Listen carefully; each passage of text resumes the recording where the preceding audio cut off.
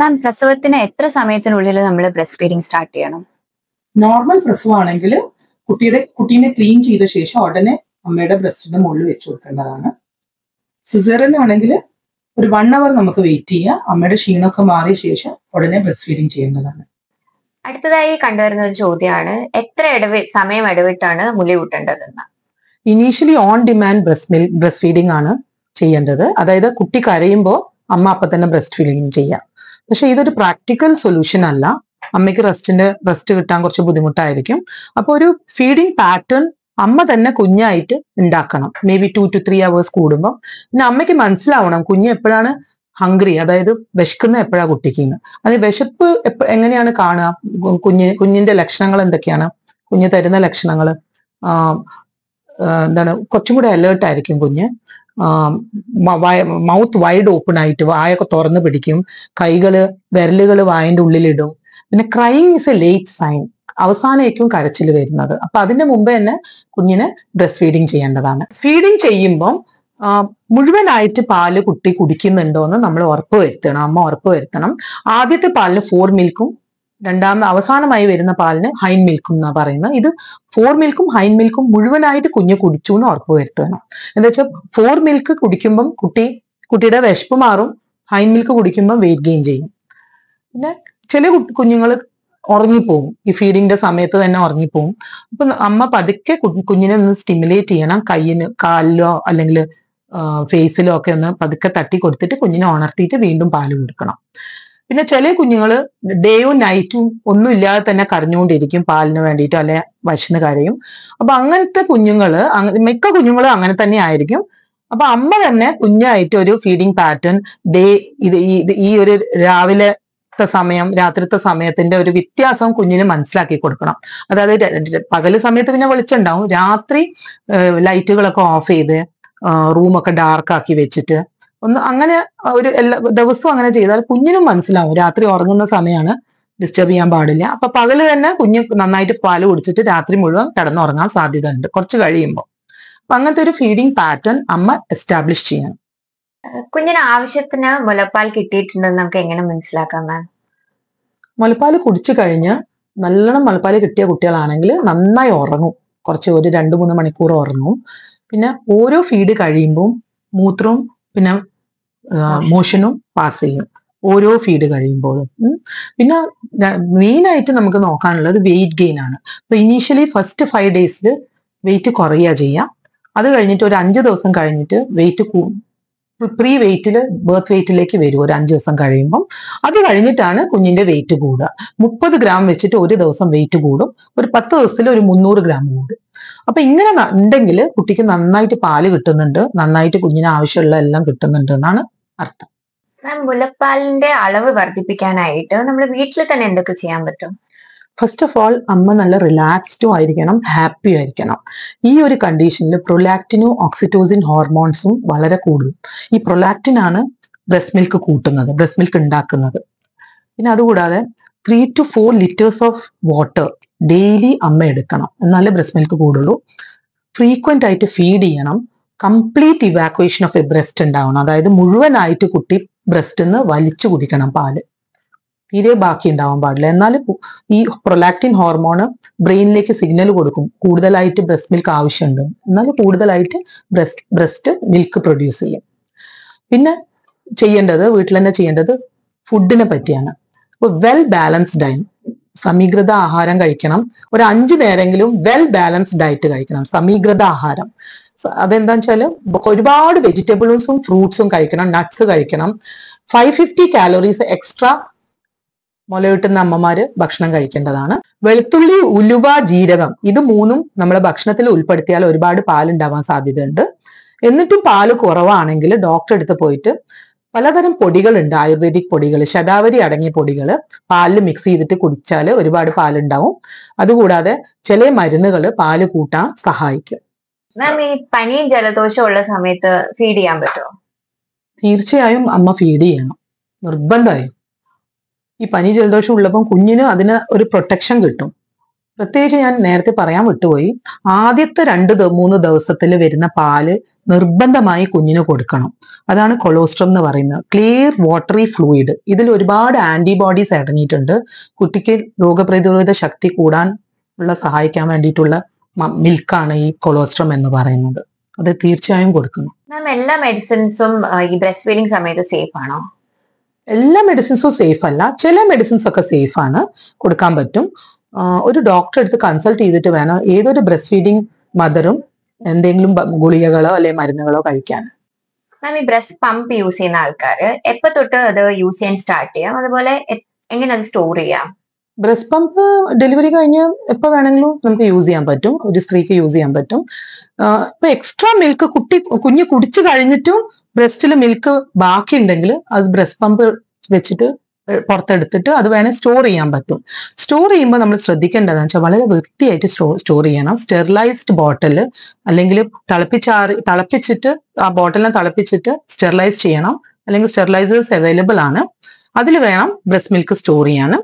പിന്നെ pouches available ആണ്, sterile pouches available ആണ്, അതിലും ബ്രസ്റ്റ് മിൽക്ക് സ്റ്റോർ ചെയ്യാൻ പറ്റും. 2 to 8 ഡിഗ്രി ടെമ്പറേച്ചറിൽ വേണം ഇത് സ്റ്റോർ ചെയ്യാൻ. ഫ്രീസറിൽ ഒരിക്കലും വെക്കരുത്. ഫ്രിഡ്ജിന്റെ സൈഡിൽ വേണം ബ്രസ്റ്റ് മിൽക്ക് സ്റ്റോർ ചെയ്യാൻ. ഇത് ഫ്രീക്വന്റ് ആയിട്ട് കുട്ടിക്ക് വേണമെങ്കിൽ ഇത് കൊടുക്കാനും പറ്റും. വർക്കിംഗ് മദേഴ്സ് ആണെങ്കിൽ ഇത് കുഞ്ഞിന് വേണ്ടിയിട്ട് ഫീഡ് ചെയ്യാൻ വേണ്ടിയിട്ട് ഫ്രീക്വന്റ് ആയിട്ട് കൊടുക്കാം. ഈ ബ്രസ്റ്റ് ഫീഡിങ്ങിന്റെ സമയത്ത് പെയിൻ വരാനുള്ള റീസൺസ് എന്തൊക്കെയാ മാം? അത് എന്തൊക്കെ നമുക്ക് ചെയ്യാൻ പറ്റും? ബ്രസ്റ്റ് ഫീഡിങ് സമയത്ത് പെയിൻ വരാൻ 2 കാരണങ്ങളാണ്. ഒന്ന്, എൻഗോജ് ബ്രസ്റ്റ്, ഒരുപാട് പാല് സ്തനത്തിൽ കെട്ടി നിൽക്കുമ്പോൾ കുഞ്ഞ് ചിലപ്പോൾ അത്ര അധികം പാല് കുടിക്കുന്നുണ്ടാവില്ല. അപ്പൊ നമ്മൾ എന്താ ചെയ്യേണ്ടതെന്ന് വെച്ചാൽ ബാക്കി വരുന്ന പാല് ബ്രസ്റ്റ് പമ്പോ അല്ലെങ്കിൽ മാനുവലി കൈ കൊണ്ടോ പിഴിഞ്ഞ് കംപ്ലീറ്റ്ലി ബ്രസ്റ്റ് എംറ്റി ആക്കേണ്ടതാണ്. അല്ലെങ്കിൽ ഇതിൽ ഇൻഫെക്ഷൻ വന്നിട്ട് ബ്രസ്റ്റ് ആക്സസ് ഒക്കെ വരാൻ സാധ്യതയുണ്ട്. രണ്ടാമത്തെ കാരണം പെയിൻഫുൾ ബ്രസ്റ്റ് ഫീഡിങ്ങിന് ക്രാക്ക് നിപ്പിൾ ആണ്. ക്രാക്ക് നിപ്പിൾ എന്തുകൊണ്ടാണ് വരുന്നത്? പ്രോപ്പർ ആയിട്ട് ബ്രസ്റ്റ് ഫീഡിങ് ചെയ്യാത്തത്. ഈ നിപ്പിൾ മാത്രം കുഞ്ഞിന്റെ വായിലിട്ട് വലിക്കാൻ കൊടുക്കരുത്, ഒരിക്കലും അങ്ങനെ ചെയ്യരുത്. നിപ്പിളിന്റെ ചുറ്റുമുള്ള ഏരിയോള, കറുപ്പ് നിറമുള്ള ഭാഗത്തിനാണ് ഏരിയോള എന്ന് പറയുന്നത്. ഏരിയോളന്റെ അപ്പുറത്തുള്ള സ്കിന്നും ഏരിയോളയും തമ്മിലുള്ള ആ ജംഗ്ഷനിൽ വേണം കുഞ്ഞ് അവിടെ വേണം വായ വെച്ചിട്ട് ബ്രസ്റ്റ് മിൽക്ക് വലിച്ചു കുടിക്കാൻ. എന്നാലേ പ്രോപ്പർ ആയിട്ട് ബ്രസ്റ്റ് ഫീഡിങ് നടക്കുള്ളൂ. അല്ലെങ്കിൽ അവിടെ നിപ്പിൾ ക്രാക്ക് ആവാൻ സാധ്യതയുണ്ട്. ക്രാക്ക് നിപ്പിൾ വരുമ്പോൾ അത് എത്രയും പെട്ടെന്ന് ട്രീറ്റ് ചെയ്യണം. ഡോക്ടറെ അടുത്ത് പോയിട്ട് ഓയിൻമെന്റ്സോ അല്ലെങ്കിൽ കുറച്ചു നേരം ബ്രസ്റ്റിന് റെസ്റ്റ് കൊടുക്കണം. ഫ്രീക്വന്റ് ആയിട്ട് പാല് ഇവാക്യുവേറ്റ് ചെയ്യാൻ വേണ്ടി ബ്രസ്റ്റ് മിൽക്ക് പമ്പ് വെച്ചിട്ട് ഇവാക്യുവേറ്റ് ചെയ്യണം. അങ്ങനെ ഒരു 2 ദിവസം ബ്രസ്റ്റ് റെസ്റ്റ് കൊടുത്തിട്ട് ആ അൾസറിനെ ഹീൽ ചെയ്യാൻ നമ്മൾ അനുവദിക്കണം. പിന്നെ ചോദിച്ചു കണ്ടിട്ടുള്ളത്, എത്ര നാള് മുലയൂട്ടണം? അതുപോലെ തന്നെ സോളിഡ് ഫുഡ് നമ്മൾ എപ്പോൾ സ്റ്റാർട്ട് ചെയ്യണം? ആദ്യത്തെ 6 മാസം എക്സ്ക്ലൂസീവ് ബ്രസ്റ്റ് ഫീഡിങ് ചെയ്യണം. എന്ന് വെച്ചാൽ ആദ്യത്തെ 6 മാസത്തില് കുഞ്ഞിന് കിട്ടേണ്ട എല്ലാ പോഷകങ്ങളും അമ്മയുടെ ബ്രസ്റ്റ് മിൽക്കിലുണ്ട്. 6 മാസം കഴിഞ്ഞാൽ പതുക്കെ നമുക്ക് വീനിങ് തുടങ്ങാം. പിന്നെ അത് കഴിഞ്ഞിട്ട് പതുക്കെ സെമി സോളിഡ് ഫുഡ് ആഡ് ചെയ്യാം. രാഗിയോ അല്ലെങ്കിൽ പഴപ്പൊടിന്റെ അങ്കറി ഉണ്ടാക്കി കൊടുക്കുവോ, അങ്ങനെയൊക്കെ നമുക്ക് പതുക്കെ പതുക്കെ ആഡ് ചെയ്യാം. പിന്നെ ഒരു 2 വയസ്സ് വരെ കുഞ്ഞിന് ബ്രസ്റ്റ് ഫീഡിങ് ചെയ്യാവുന്നതാണ്. കംപ്ലീറ്റ് ബ്രസ്റ്റ് ഫീഡ് ചെയ്ത കുഞ്ഞുങ്ങൾക്ക് എന്തൊക്കെ ബെനിഫിറ്റ്സ് ആണ്, ഹെൽത്ത് ബെനിഫിറ്റ്സ് ആണ് ഉണ്ടാവുക? ബ്രസ്റ്റ് ഫെഡ് ബേബീസ് യൂഷ്വലി നമ്മൾ ആദ്യം തന്നെ കൊടുക്കുന്ന പാലാണ് കൊളോസ്ട്രം എന്ന് പറഞ്ഞാൽ, ഞാൻ നേരത്തെ പറഞ്ഞ പോലെ ആ നേരിയ വാട്ടറി മിൽക്ക് കുഞ്ഞിന് നിർബന്ധമായിട്ട് അമ്മമാർ കൊടുക്കേണ്ടതാണ്. അതിൽ ഒരുപാട് ആന്റിബോഡീസ് അടങ്ങിയിട്ടുണ്ട്. ഈ ആന്റിബോഡീസ് കുഞ്ഞിനുണ്ടാവുന്ന ഫീവർ, ഫ്യൂച്ചറിൽ ഉണ്ടാവുന്ന പനി, ഛർദി, വയറിളക്കം, ആസ്മ, ഇതിൽ നിന്നൊക്കെ രോഗപ്രതിരോധ ശക്തി ലഭ്യമാവാൻ വേണ്ടിയിട്ടാണ് ദൈവം ഈ കൊളോസ്ട്രം ഉണ്ടാക്കിയത്. അതൊരിക്കലും കളയാൻ പാടില്ല. പിന്നെ ബ്രസ്റ്റ് മിൽക്ക് കുടിച്ച ബേബീസ് ഫ്യൂച്ചറിൽ അമിതവണ്ണം ഒക്കെ ഉണ്ടാവാൻ സാധ്യത കുറവാണ്. ഡയബറ്റീസ് ഉണ്ടാവാൻ സാധ്യത കുറവാണ്. അങ്ങനെ പല അസുഖങ്ങളും ബ്രസ്റ്റ് ഫെഡ് ബേബീസിൽ കുറവായിട്ടാണ് നമ്മൾ കാണാറ് compared to formula fed babies. Ma'am, അതുപോലെ തന്നെ അമ്മയ്ക്ക് എന്തൊക്കെയാണ് ബെനിഫിറ്റ്സ് കുഞ്ഞിനെ ഫീഡ് ചെയ്യുന്നതുകൊണ്ട്?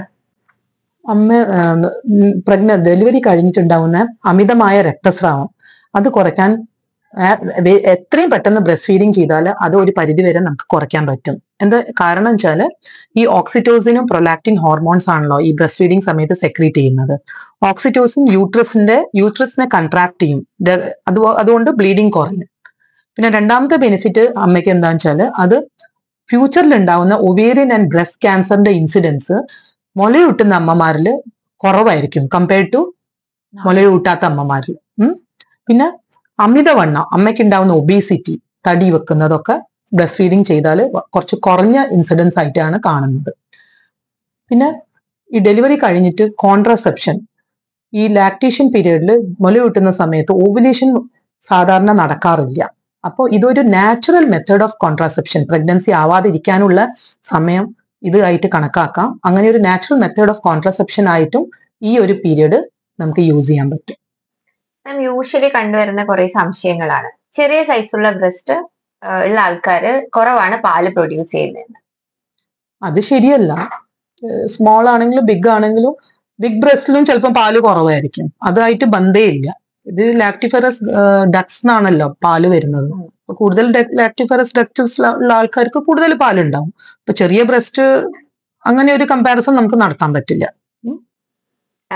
പിന്നെ ചോദിച്ചായിരുന്നത് മാം, ഈ ഫോർമുല ഫീഡ് ബ്രസ്റ്റ് മിൽക്ക് പോലെ ഈക്വലന്റ് ആണോ? രണ്ടും ഈക്വലി ലൈക് എഫക്റ്റീവ് ആണോ? ഈക്വലി എഫക്റ്റീവ് ആണെന്ന് ചോദിച്ചാൽ ഒരിക്കലും അല്ല. ബിക്കോസ് നേച്ചർ അമ്മയുടെ പാലാണ് കുഞ്ഞിന് വേണ്ടി ഉണ്ടാക്കിയിരിക്കുന്നത്. അപ്പൊ ആ പാലാണ് കുട്ടിക്ക് ഏറ്റവും best milk. So breast milk is the best milk for the baby. Formula feeds ഒക്കെ നമ്മൾ കൊടുക്കും, ഇപ്പൊ അമ്മമാർക്ക് ബുദ്ധിമുട്ടാണെങ്കിലും കൊടുക്കുന്നുണ്ട്. പക്ഷെ ഒരിക്കലും അത് ബ്രസ്റ്റ് മിൽക്കിന്റെ അടുത്ത് വരില്ല. ചില അലർജി റിയാക്ഷൻസ്, ചില അസുഖങ്ങളൊക്കെ വരാൻ ചാൻസ് ഉണ്ട് കുട്ടികൾക്ക്. അപ്പൊ ഏറ്റവും നല്ല പാല് അമ്മയുടെ പാല് തന്നെയാണ്. മുലയൂട്ടുന്ന എന്തൊക്കെയാണ് പൊസിഷൻസ്, അതുപോലെ എന്താണ് ലാച്ചിങ്ങിന്റെ കറക്റ്റ് പൊസിഷൻ? മുലയൂട്ടാൻ 4 വിധം പൊസിഷൻസ് ഉണ്ട്. ഞാൻ ഈ ഒരു ഡമ്മി ബേബി ആയിട്ട് എടുത്തിട്ട് ഞാൻ നിങ്ങൾക്ക് കാണിച്ചു തരാം എങ്ങനെയാണ് പാല് കൊടുക്കേണ്ടതെന്ന്. ആദ്യത്തെ പൊസിഷനാണ് ക്രേഡിൽ പൊസിഷൻ. ക്രേഡിൽ പൊസിഷനിൽ അമ്മ കുഞ്ഞിനെ എൽബോയിൽ കിടത്തിയിട്ട് ഈ ഒരു കയ്യില്, ഈ സെയിം കയ്യിലത്തെ കൈ ഭാഗത്തുള്ള ബ്രസ്റ്റ് ആണ് ഈ പൊസിഷനിൽ ഫീഡ് ചെയ്യുന്നത്. അപ്പൊ ആ കൈ വെച്ചിട്ട് കുഞ്ഞിനെ ഇങ്ങനെ കിടത്തിയിട്ട് കൈ താഴോട്ടാണ് പോകേണ്ടത്. ഇങ്ങനെ കൊണ്ടുവരണം, ബ്രസ്റ്റിന്റെ മുകളിലേക്ക് ഇങ്ങനെ പിടിക്കണം. എന്നിട്ട് ഈ കൈ വെച്ചിട്ട് ഓപ്പോസിറ്റ് ഹാൻഡ് വെച്ചിട്ട് ബ്രസ്റ്റിനെ സപ്പോർട്ട് ചെയ്യണം. ബ്രസ്റ്റിന്റെ നിപ്പിൾ വെച്ചിട്ട് കുഞ്ഞിന്റെ വായിലേക്ക് വെച്ചു കൊടുക്കണം. എന്നാൽ ആ ഒരു പൊസിഷനാണ് ക്രേഡിൽ പൊസിഷൻ എന്ന് പറയുന്നത്.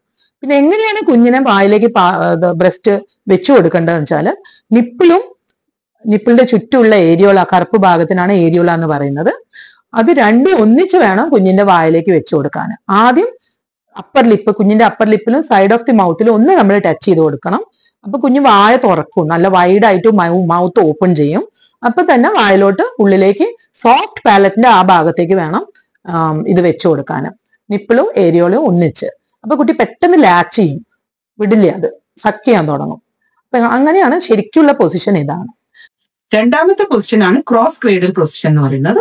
അതിൽ നമ്മൾ ഓപ്പോസിറ്റ് ഹാൻഡ് വെച്ചിട്ട് ഓപ്പോസിറ്റ് ബ്രസ്റ്റിന് ഫീഡ് ചെയ്യിപ്പിക്കണം ബേബീനെ. ഇതുപോലെ ഈ കൈ വെച്ചിട്ട് റൈറ്റ് കൈ വെച്ചിട്ട് ലെഫ്റ്റ് ബ്രസ്റ്റിനെ ഫീഡ് ചെയ്യിക്കണം. ഇത് മോസ്റ്റ്ലി നമ്മൾ പ്രീടേം ബേബീസിൽ ഒക്കെയാണ് ഇങ്ങനത്തെ പൊസിഷൻ അഡോപ്റ്റ് ചെയ്യാറ്. തേർഡ് പൊസിഷൻ ആണ് ഫുട്ബോൾ പൊസിഷൻ. ഫുട്ബോൾ പൊസിഷനിൽ മോസ്റ്റ് കോമൺലി ട്വിൻസിലാണ് നമ്മൾ ഇത് ഉപയോഗിക്കാറ്. അപ്പൊ 2 ബേബീസ് ഉണ്ടെങ്കിൽ ഈ ഒരേ കയ്യിൽ സെയിം സൈഡ് ഹാൻഡ് വെച്ചിട്ട് സെയിം സൈഡ് ബ്രസ്റ്റ് ഇതുപോലെ ഫീഡ് ചെയ്യിപ്പിക്കുക ബേബീനെ. അതേപോലെ ഇവിടെ ഒരു ബേബി ഉണ്ടെങ്കിൽ ഇതേ പൊസിഷനിൽ മറ്റേ ബ്രസ്റ്റ് ഫീഡ് ചെയ്യാൻ പറ്റും. അപ്പൊ ട്വിൻസിനെ ഒന്നിച്ച് അമ്മയ്ക്ക് പാല് കൊടുക്കാൻ പറ്റും. പക്ഷെ എന്താ വെച്ചാൽ പലപ്പോഴും എന്റെ പേഷ്യൻസ് പറയാറുണ്ട്, ചില ട്വിൻ പേഷ്യൻസ് ഭയങ്കര ബുദ്ധിമുട്ടാണ് ഡോക്ടറെ, ഒരു കുട്ടി പാല് കുടിച്ചു കഴിഞ്ഞാലും മറ്റേ കുട്ടി കരയാൻ തുടങ്ങും, അത് കഴിയുമ്പോൾ മറ്റേത് കരയാൻ തുടങ്ങും. അപ്പൊ അങ്ങനെ ഉള്ള ഒരു സന്ദർഭത്തിലാണ് നമ്മൾ ഈ പൊസിഷൻ, ഫുട്ബോൾ പൊസിഷൻ അഡോപ്റ്റ് ചെയ്യുന്നത്. ഫോർത്ത് പൊസിഷൻ ആണ് സൈഡ് ലൈങ് പൊസിഷൻ. അതായത് അമ്മ ഒരു ഭാഗത്ത് ചെരിഞ്ഞ് കിടന്നിട്ട് കുട്ടിക്ക് പാല് കൊടുക്കുക. പക്ഷെ ഈ പൊസിഷൻ അഡോപ്റ്റ് ചെയ്യുമ്പോൾ അമ്മ വളരെ അലേർട്ട് ആയിരിക്കണം. ഫസ്റ്റ് 2-3 ഡേയ്സിലാണ് നമ്മൾ ഈ പൊതുവെ ഈ പൊസിഷൻ അഡ്വൈസ് ചെയ്യാറ്. എസ്പെഷ്യലി സിസേറിയൻ സെക്ഷൻ കഴിയുമ്പോൾ അമ്മയ്ക്ക് എണീറ്റിരിക്കാനൊക്കെ ബുദ്ധിമുട്ടുള്ള സമയത്താണ് നമ്മളിത് പൊതുവെ പറയാറുള്ളത്, ഈ പൊസിഷൻ. അപ്പൊ ഈ പൊസിഷനിൽ പാല് കൊടുക്കുമ്പോൾ ശ്രദ്ധിക്കേണ്ടത് എന്താ വെച്ചാല്, ഈ ബ്രസ്റ്റ് കുഞ്ഞിന്റെ വായിൽ വന്നിട്ട് മൂക്ക് ഒബ്സ്ട്രക്ട് ചെയ്യാൻ പാടില്ല. അപ്പം ഭയങ്കര സീരിയസ് ആയി പോകും കുട്ടി. ചില കുട്ടികൾ ശ്വാസതടസ്സമൊക്കെ വരാൻ സാധ്യതയുണ്ട് ഈ ഒരു പൊസിഷനിൽ അമ്മ ഉറങ്ങിപ്പോയാൽ.